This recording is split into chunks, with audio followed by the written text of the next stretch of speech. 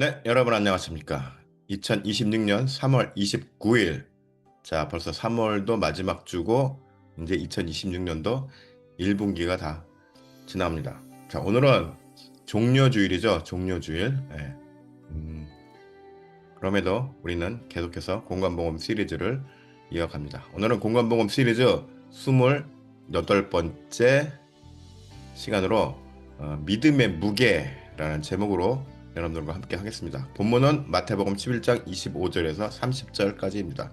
종료주일이자 이제 오늘부터 고난주간이 이제 시작되죠. 그래서 오늘 본문에도 있지만은 이제 멍해라는 이슈로 한번 여러분들과 말씀을 생각해 보고자 합니다. 자, 25절. 그때 예수께서 대답하여 이르시되 천지의 주지이신 아버지여, 이것을 지혜롭고 슬기 있는 자들에게는 숨기시고 어린 아이들에게는 나타내심을 감사하나이다. 26절. 옳소이다. 이렇게 된 것이 아버지의 뜻이니이다. 27절. 내 아버지께서 모든 것을 내게 주셨으니 아버지 외에는 아들을 아는 자가 없고 아들과 또 아들의 소원대로 계시를 받은 자 외에는 아버지를 아는 자가 없느니라. 28절. 수고하고 무거운 짐진 자들아 다 내게로 오라. 내가 너희를 쉬게 하리라. 29절. 나는 마음이 온유하고 겸손하니 나의 멍에를 메고 내게 배우라. 그리하면 너희 마음이 쉼을 얻으리니. 30절. 이는 내 멍에는 쉽고 내 짐은 가벼움이라 하시니라. 자, 오늘 본문의 말씀은 예수님의 사역에 있어서 새로운 방향성을 제시하는 말씀이기도 합니다. 신학적으로 본 말씀을 분석할 때 당시 유대 사회 분위기에서 예수 그리스도께서 새롭게 내놓는 구원 시스템에 대한 아주 놀라운 선포라고 보고 있는 것입니다. 자, 기원 후 1세기 당시 유대 사회는 율법주의적 경건주의가 아주 강조되는 시대였죠. 종교 지도자들은 구약의 말씀, 즉 모세오경. 모세오경이 뭐죠? 창세기, 출애굽기, 레위기, 민수기, 신명기와 모세 율법에 더해서 오랫동안 전해져 내려온 종교 지도자들이 자체적으로 이 모세오경과 율법을 해석해서 또 새롭게 만든 실행법들을 근거로 하여 백성들에게 지키도록 하였습니다. 자, 이 실행법이라는 게 뭡니까? 쉽게 말하면 모세오경과 율법을 해석해서 만든 구체적인 디테일한 시행령들입니다. 오늘날로 말하면 시행령, 세부적인 규칙들. 예. 그러니까 얼마나 또 디테일하고 자세하겠습니까? 이러한 종교적 제약들로 아주 당시 백성들을 피곤하게 만들었습니다. 그리고 실질적으로 유대인들도 아주 피로감을 느꼈습니다. 자, 25절부터 보면 그때 예수께서 대답하여 이르시되 천지의 주지이신 아버지여, 이것을 지혜롭고 슬기 있는 자들에게 숨기시고 어린 아이들에게는 나타내심을 감사하나이다. 26절. 옳소이다. 이렇게 된 것이 아버지의 뜻이니이다. 자, 지혜롭고 슬기 있는 자들, 지혜롭고 슬기 있는 자들, 이 참 궁금한데 어떤 자들일까요? 똑똑한 사람들? 자, 이 원어의 의미를 보면은 소포이스카이 시네토이스라고 하는데, 소포이스카이 시네토이스라고 하는데 자기의 지혜에 의지하는 존재라는 뜻이 있습니다. 뭐야? 자기의 지혜에 의지한다. 결국 스스로의 신학적 연륜으로 하나님을 마음대로 분석하고 자의적인 해석을 하는 사람들이라는 말입니다. 당시의 종교 지도자들이 그랬다. 그리고 예수님은 이러한 당시의 종교 지도자들에 대해서 자기 의에 사로잡힌 자들이라고 평가하고 계십니다. 어디 나왔나요? 로마서 10장 3절에 보면 하나님의 의를 모르고 자기 의를 세우려고 힘써 하나님의 의에 복종하지 아니하였느니라. 예, 자기 의를 세우다 보니 하나님의 뜻을 불순종하게 된다라는 것이죠. 다시 정리하면 결국 자기 의에 사로잡힌 자들은 하나님께서 정말로 무엇을 원하는지 모르는 자들이거나 아니면 알려고 하지 않는 자들이고 애써 외면하는 자들입니다. 뭐 때문에? 자기 의 때문에. 예. 그래서 불순종하는 자들이라는 것입니다. 반면에 어린 아이들은 이 원어 뜻을 보면 네피오시스라고 하는데 네피오이스라고 하는데 네피오이스 원 뜻은 옹알이하는 아기라는 뜻이 있습니다. 옹알이하는 아기 아주 깐난 얘기죠. 그런데 성경 해석가들은 이를 어떻게 해석하냐?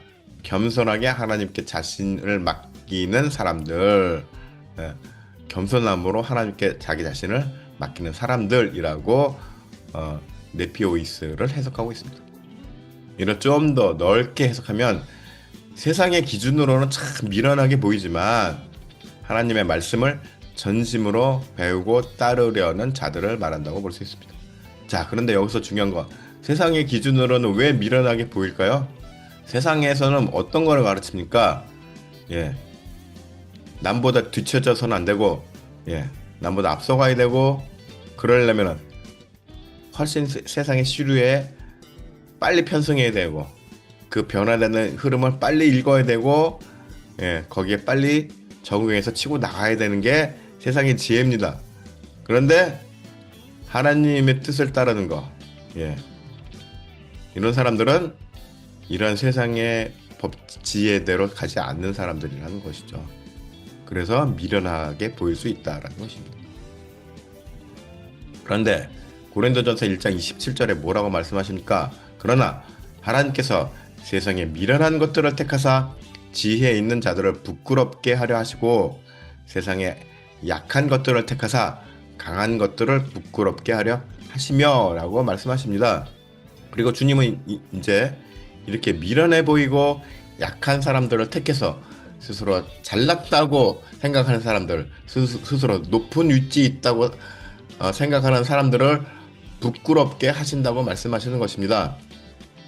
이것은 마태복음 18장의 말씀과도 또 연결이 됩니다. 마태복음 18장 3절을 보면 이르시되 진실로 너희에게 이르노니 너희가 돌이켜 어린 아이들과 같이 되지 아니하면 결단코 천국에 들어가지 못하리라. 자, 여기서 어린아이란 앞서 말씀드린 겸손한 사람들이란 의미도 있지만 순수하게 사회적으로 아무런 지위나 권리가 없고 도움이 필요한 존재를 의미하기도 합니다. 즉 이러한 자신의 무력함을 인정하며 하나님께 의지하는 자를 주님께서 받아주신다는 것이죠.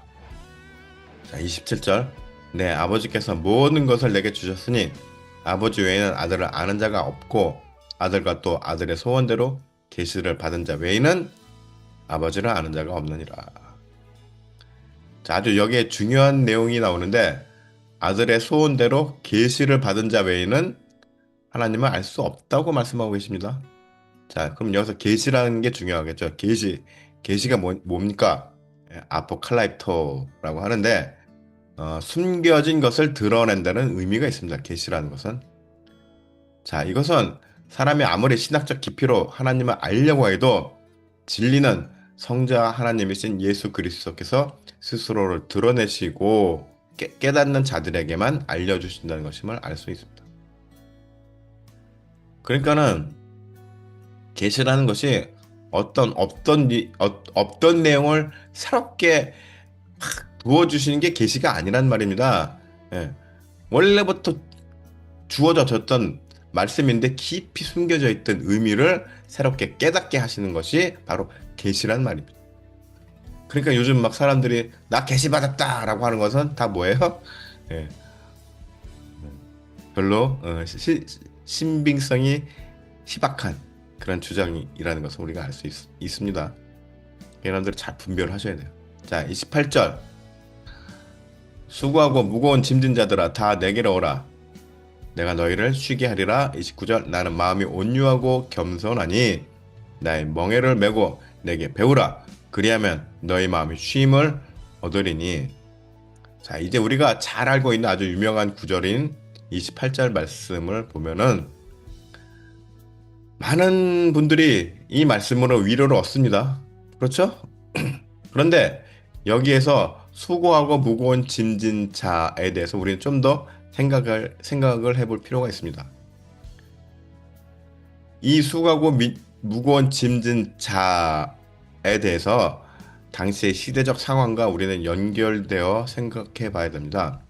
앞서서 이미 말씀드렸지만 당시에는 율법주의가 팽배해 있었고 종교 지도자들이 온갖 율법의 부칙 조항을 만들어서 백성들을 아주 종교적으로 구속하고 있습니다. 올가매서 엄한 행동 못하게. 그렇기 때문에 사람들은 이 율법으로 인해서 굉장히 많이 지쳐 있었습니다. 이것도 못하고 저것도 못하고 하니까 때로는 지키지 못한다는 죄책감 때문에 억눌려 있기도 하였습니다. 자, 주님은 바로 이러한 당시의 유대 백성들을 보시면서 수고하고 무거운 짐진 자들아 라고 말씀하시는 것입니다.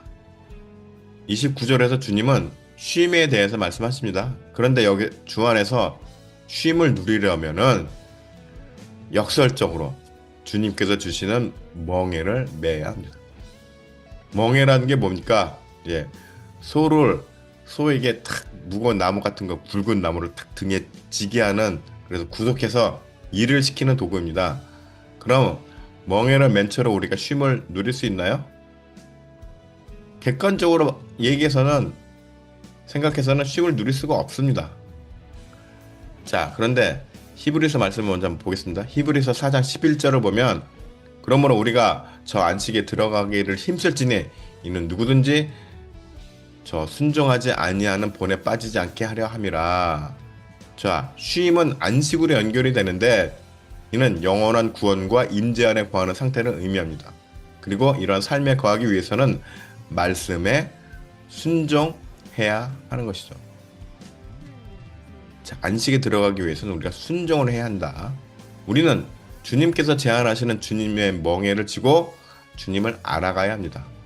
순종한다는 것이 그냥 단순히 무조건 시킨 대로 한다는 의미와 함께 나에게 이러한 명령을 주신 그분을 알아가는 그런 과정도 포함되어 있다라는 것입니다. 그 과정에서 우리는 주님과 함께하는 평안을 느끼고 진정한 임재 안에서의 안식을 느낄 수 있는 것입니다. 자, 30절 이는 내 멍에는 쉽고 내 짐은 가벼움이라 하시니라. 29절에도 말씀을 드렸지만 본 구절은 표면적으로 보았을 때 상당히 이율배반적인 측면이 있습니다. 앞뒤가 맞지 않다. 표면적으로 봤을 때는. 왜요? 멍에는 일의 굴레를 들이기 위한 속박 도구이기 때문이죠. 그러니까 멍에를 맨다는 것은 뭐예요? 일단 상당히 힘들어지게 된다는 것이죠. 그런데 주님은 자신이 주는 멍에는 쉽고 짐은 무겁지 않다라고 말씀하고 있는 것입니다. 여기서 쉽다라는 원어의 뜻을 보면 체레토스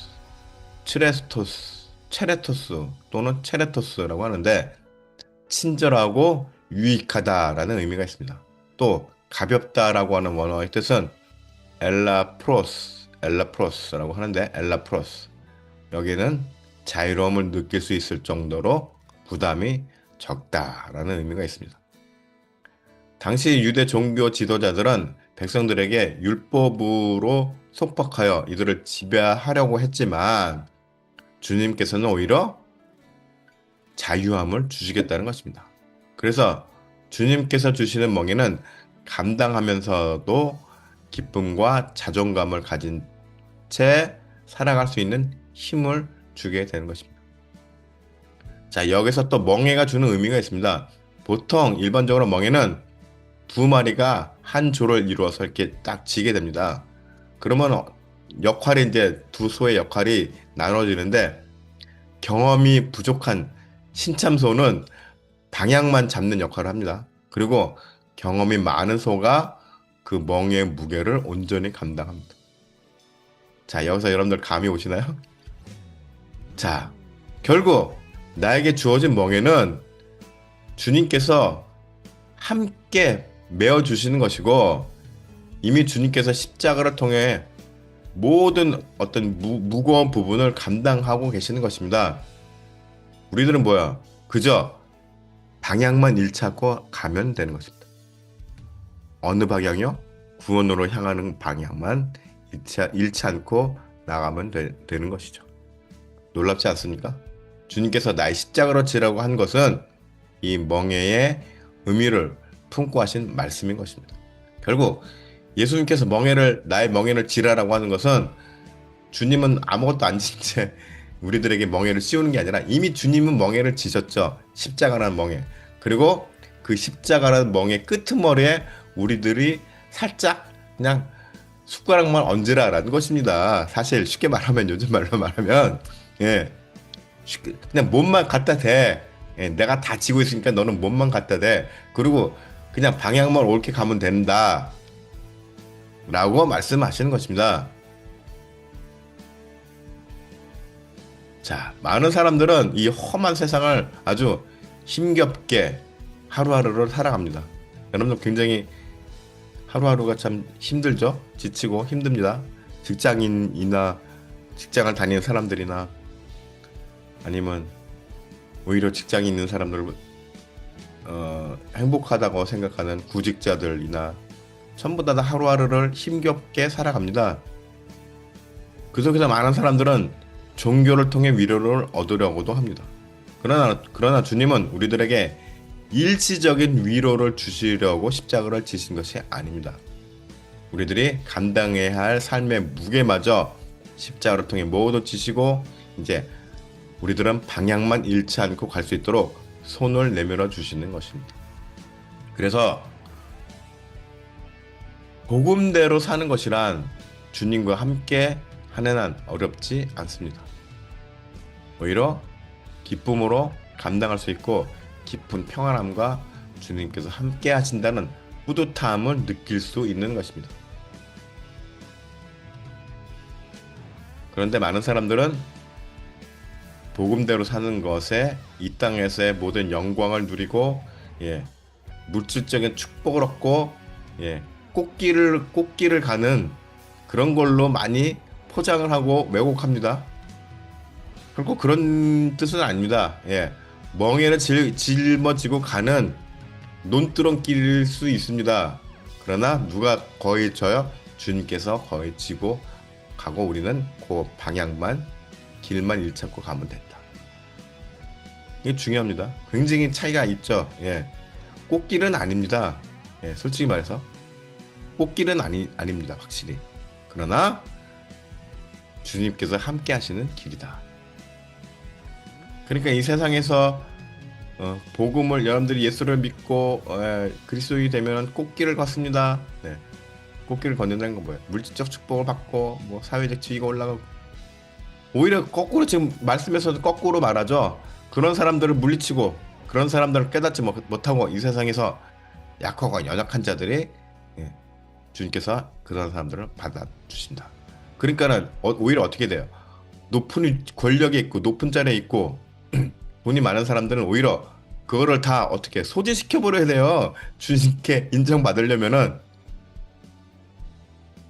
지금 거꾸로 가고 있습니다. 그러니까 방향을 잃고 반대로 가는 것이죠. 여러분들 모두 믿음의 무게, 십자가의 무게에 대해서 지레 겁을 먹거나, 이건 내가 가지고 있는 것은 모두 다 이거 잃어버리는 거 아니야? 나의 사회적 지위와 경제적인 모든 능력 다 잃어버리고 없어지는 거 아니야? 물론 신앙생활을 하다 보면 그런 일이 발생할 수도 있습니다. 그럼에도 두려워하거나 외면하지 마시고 기쁨으로 멍에를 받으시기 바랍니다. 왜요? 또 그 나름의 주님께서 주시는 위로가 있고 평안함이 있고 주님의 임재함을 느끼는 영광이 있기 때문입니다. 우리가 아카데미 상을 받은 사람들이 시상식장에서 굉장히 영광스럽다라고 얘기하죠. 주님의 임재를 내가 느끼는 순간 주님과 함께 한다는 그 자체가 바로 영광입니다. 우리들에게는. 영광이지 않나요? 영광인 줄 알아라 이것들아. 뭐 이런 말도 있지만 예, 우리들이 주님의 임재를 느끼는 그 순간 자체가 이미 우리는 영광스러운 자리에 있는 것입니다. 그렇기 때문에 주님의 멍에를 함께 진다는 것 자체도 우리에게 영광일 수가 있는 거죠. 것이죠. 그러니까는 기쁨으로 받을 수가 있는 것입니다. 주님의 멍에가 우리들에겐 곧 오스카 트로피입니다. 예. 그래서 여러분들의 남은 삶은 이제 방향을 잃지 않고 믿음이 완성되어지는 구원으로 향하는 길에 끝까지 이탈하지 말고 완주하는 그런 성도들이 되시기를 축복합니다.